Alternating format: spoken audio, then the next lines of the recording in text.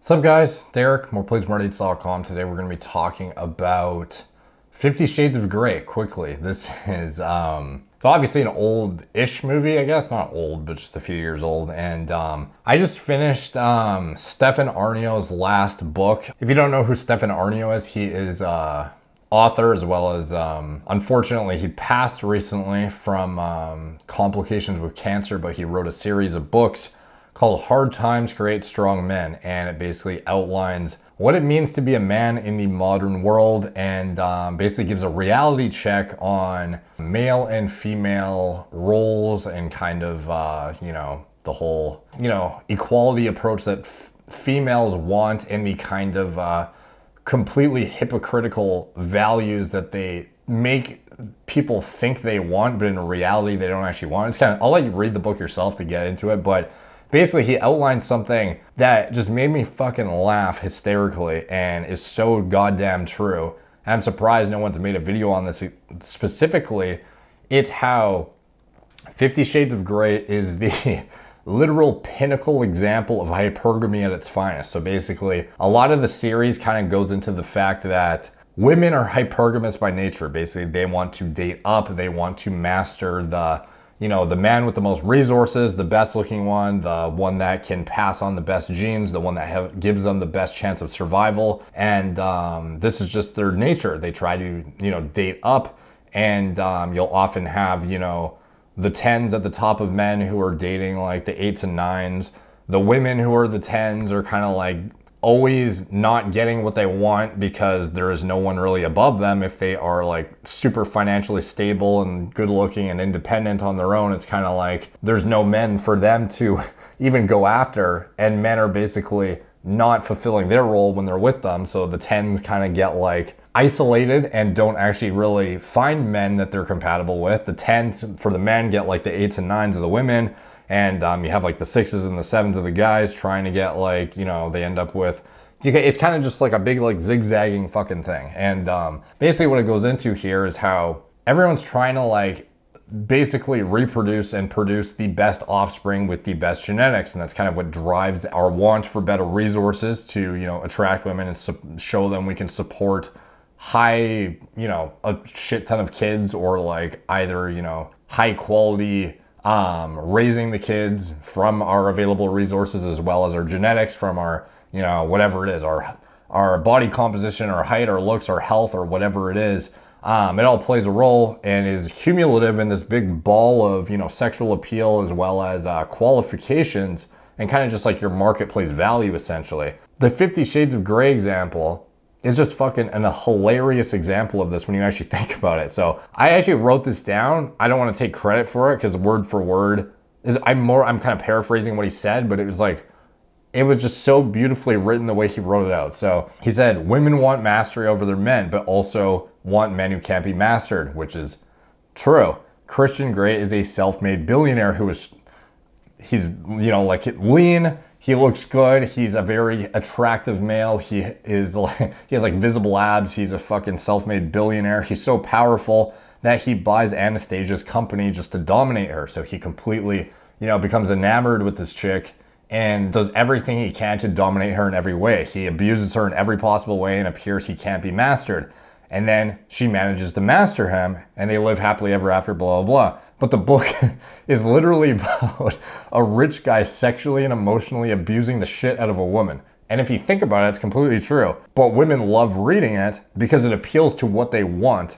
Mastery over a man who can't be mastered. If the book was about a poor guy who sexually abuses a girl in a crack shack in the middle of the woods, it would be a horror story. But because he's rich and good looking and charming, then bring on the abuse. This is hypergamy at its absolute apex. Christian Grey is so much more dominant than Anastasia in every possible way that hypergamy stimulates the female mind like the hit of a crack pipe. There's no greater female fantasy than dominate me, abuse me, but please be good looking and rich. And eventually I will master this hyper-dominant psychopath who can't be mastered. That is winning the female sexual lottery. In reality, there is no way a 21-year-old virgin would master a man like that, but the fantasy is so intense that it sells. And if you think about it, this is exactly what the story is. You have this guy who's just like basically abusing the shit out of this chick by any standard of a guy who's not like at the pinnacle of resources, looks, social status, power in general, like everything about him is maxed out.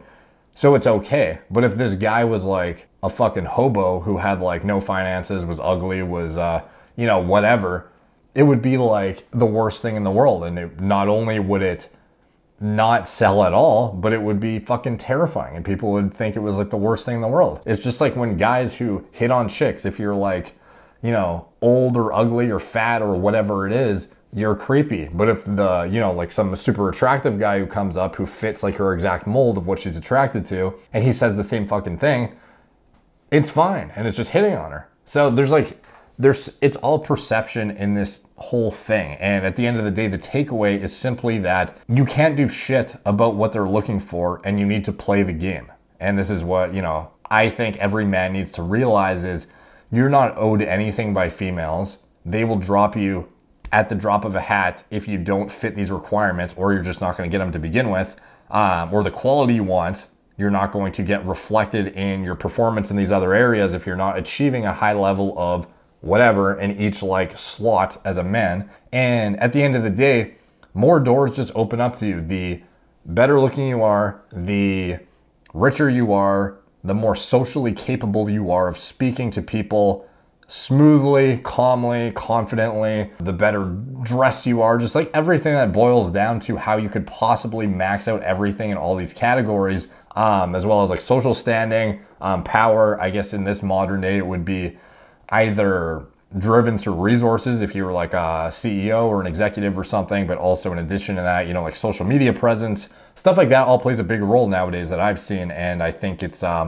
at the end of the day, all you can do is really, you can either get butthurt about it and get annoyed, or you can accept it and just try and max yourself out in all these areas. And at the end of the day, you're either going to be seen as the creepy guy because you don't fucking check off the boxes, or you're going to be seen as the guy she wants to be with because you check off the fucking boxes. So I think it's just like a good reality check, to be honest. And I don't even know what pill that is. There's always like, there's the red pill, there's the fucking black pill, there's the like the whatever pill. It's like at the end of the day, it's all the fucking pills, except for the blue one, I think. So take all the pills at the end of the day. The one that is the black pill, I think, is the one that's you gotta look good. And it's like, no shit, like the better looking you are, the more viable of a candidate you are to pass on high quality genes to offspring. So that is something that makes sense. The red pill, you'd think I know that one because that's like basically where I came from, I guess. The red pill is like, I don't even know what that fucking is. That does that encompass all of them? I don't know, but anyway, like take all the fucking pills and except the blue one. And that's what you gotta focus on is fucking resources, maxing that out without neglecting your social life somehow. You gotta do that too. And you gotta look as good as possible, which frankly isn't that hard to do. A lot of people would argue, like at the end of the day, you're limited with your genetics, of course, but there's things you can do to max out your genetics, and then you can leverage the other categories to kind of like average out your score into a better overall candidate. But at the end of the day, and then all like social presence or standing or whatever it is, your kind of like influence, and all of that all together culminates into your sort of your product that you're putting on the market. And at the end of the day, that is going to determine your success. And it is, I believe, something that people just need to accept more rather than get kind of like upset about the way the world works and thinking, I don't know what the other, there's like some movement that's like, I don't know if it's MGTOW. This could be totally butchering what that is about, but it's like, apparently there's one where it's like, they swear off women and they think women are like garbage or something. And it's like, it's just dumb because it just, to me, it seems like you're kind of just like accepting defeat because you're not like satisfactory to like get them. At least that's the way it comes across to me. Maybe I'm missing the point on that one. Like, I don't even know if that's the correct one that I'm discussing, but it's like apparently like one subsect of the manosphere or something where it's like women are like just considered like off, like they're just completely disqualifying them from their lives entirely, and they're like marrying fucking sex dolls or like just jacking off all day and watching porn, which is not ideal and is not healthy for your mental state. And at the end of the day, it even inhibits your longevity when your body can sense that it is not getting the physiologic processes fulfilled that you get through like pair bonding and these emotional connections and whatnot. You actually end up dying sooner, like clinically proven that if you're like lonely and depressed, you end up like fucking dying quicker because you're just seen biologically as like a waste of space.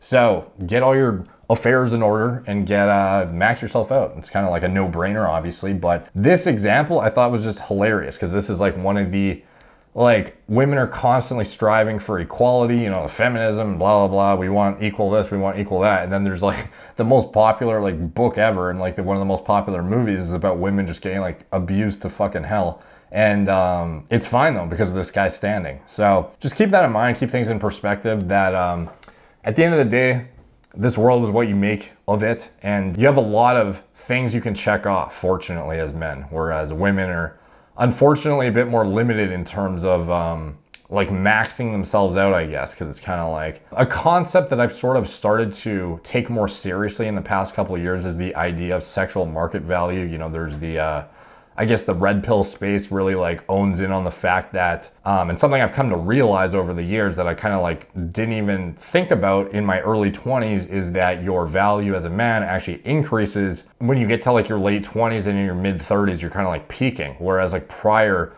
I really viewed it as if you don't get shit done in your 20s, you're like I thought I was fucked if I didn't do everything in my 20s. So I went like hard from like 19 to 22.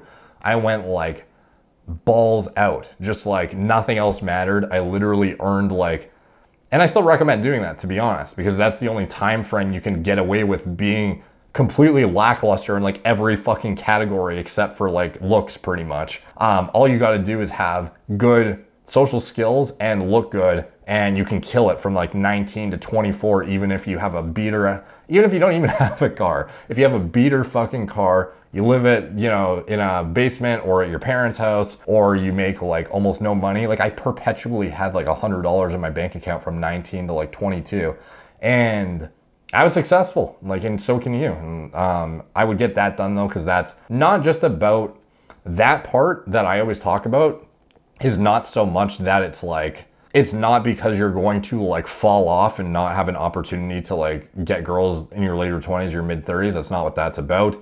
Because, you know, like your kind of like ability to max out the other things, like the social influence as well as the resources, obviously that's something that can only be accomplished as a long-term kind of play. It's like a decade-long process to build up, like even become like people who become millionaires extremely quickly, it's still like a few years to build up your brand at least.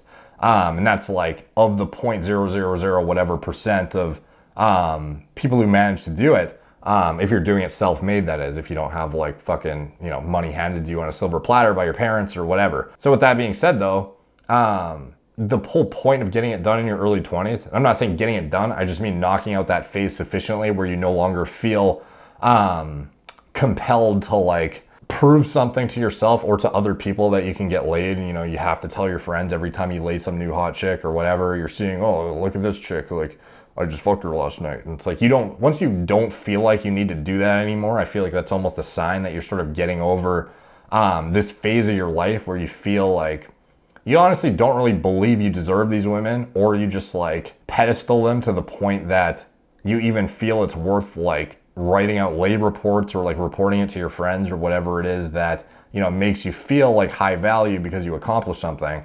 And that's fine to begin with. Like doing that is like, I would do that shit too when I was in my early 20s. And, you know, it makes you feel pretty good when you know, score some fucking hot chick that even is like, you may have thought was out of your league, and you like managed to get her, and you tell all your buddies about it, and, you know, it's dope. But at the end of the day, eventually you get to a point where it's just like, you know, meaningless sex is meaningless sex, and having rotations is rotations, and blah, blah, blah. And eventually you're kind of like burned out to the point where it's like, you don't even feel the need to tell somebody, yo, check out this. Like, I will literally, something that you can tell a guy who has no experience when he's like trying to show you pictures of chicks he's been with. He's like, yo, check out this chick like from fucking Tinder that I saw the other night. It's like, bro, we can see right through you that you don't get laid, or you barely do. Or like the fact that if you even feel the need, like that's my sort of sign or like red flag if a guy actually is like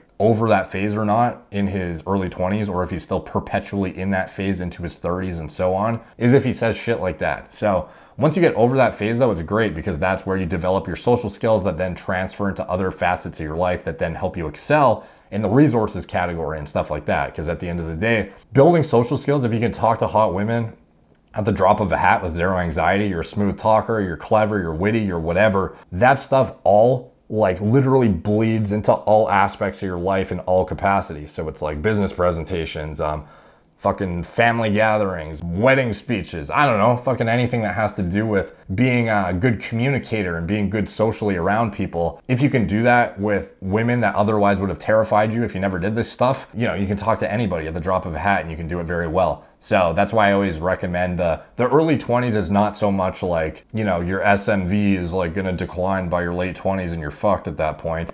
It's more so you can get away with scoring these chicks when you have nothing in the other categories, but you can also build up a massive bank of social experiences that then give you a giant advantage over every guy in the other categories later in your 20s, because you're no longer emotionally insecure, you're emotionally stable, you know you can get these chicks, you don't pedestal them, you're not a fucking brain fart every time you get a new chick where you have to like, you're jealous and you're worried about like a million things that you shouldn't have to care about, and you're just like, you know, clinging on for dear life. You have the fucking, what's it called? What's the saying? I can't even believe I'm forgetting this. The saying where you're like a one-itis. You don't get one-itis anymore because you're like, and you truly don't get it. You don't just say, oh, I don't have one-itis, I can get tons of chicks. Like you truly in your brain actually know you don't have one-itis and you can feel it and you know you don't give a fuck about whatever, because if you really needed to and push came to shove, anybody you could theoretically replace should you need to. So that is the place you want to get to by your mid-20s. Not so much because of the reasons I outlined of the resources and your SMV fucking dropping or whatever. It's more so because your scope of what you can get away with in your early 20s is just so much higher with not needing any of the other boxes checked off. And then it builds up your social prowess that then bleeds into all other areas of your life that help you check off the other boxes later, so then you can actually take advantage when your SMV actually peaks in your late 20s, early 30s kind of thing. So take from that what you will. Thank you guys for watching. Please like, subscribe, check out my blog, moreplatesmoredates.com. Follow me on Instagram at moreplates_moredates. Facebook, Snapchat, BitChute, Twitter, TikTok, Apple Podcasts. If you want to listen on audio instead of burning through your data, if you're in the car or at the gym, you have shitty Wi-Fi there. The podcasts are great. That's what I do to listen to content when I'm on the go. Like obviously playing a YouTube video in your car completely devastates your data as well as your battery life. So the podcast is good to subscribe to. And if you are listening there, please drop a 5-star rating. It helps the algorithm there, as well as the comments here, obviously. If you want to support the channel, check out my TRT clinic, link in the description below. It's all telemedicine. So if you are seeking testosterone replacement therapy, hormone replacement therapy, or optimization in any capacity, I encourage you to reach out to them. It's all very convenient, and we have very well qualified patient care coordinators and doctors who reflect the quality of information that I feel is high, and like I've vetted myself, and any kind of like holes in your blood work, that like deficiencies or imbalances that may warrant plugging up with medical intervention, they are going to address that for you, and they're able to prescribe you the corresponding medications to do that. And you can save $50 off your first order with the coupon code MPMD50. If you want to support my nootropic and pre-workout formulas, Gorilla Mind, Gorilla Mode, Gorilla Mind, great for productivity, focus, creativity, mental clarity, sharpness, basically anything to do with, you know, long work hours, milking out the most productive hours of those work hours and working longer days with still high quality work, maxing out, you know, information retention. Even if you're a student, especially cramming for exams, that's like something I leveraged it for the ingredients for highly when I was in university, and now into my working years, I use it to knock out like 14 to 16 hour work days. That's essentially what those excel in. Anything work related that is productivity based, and then pre-workout formulas, obviously self-explanatory what those are. Gorilla Mode is the stimulant based one, and Gorilla Mode Nitric is our stimulant free one. I encourage you to just pull out your current pre-workout, compare the labels to mine, and it's pretty transparent how stacked ours are relative to 99% of the products on the market. So if that is of interest to you, check those out, and anything else I'm associated with, video description below. Thank you guys for watching. Talk to you soon.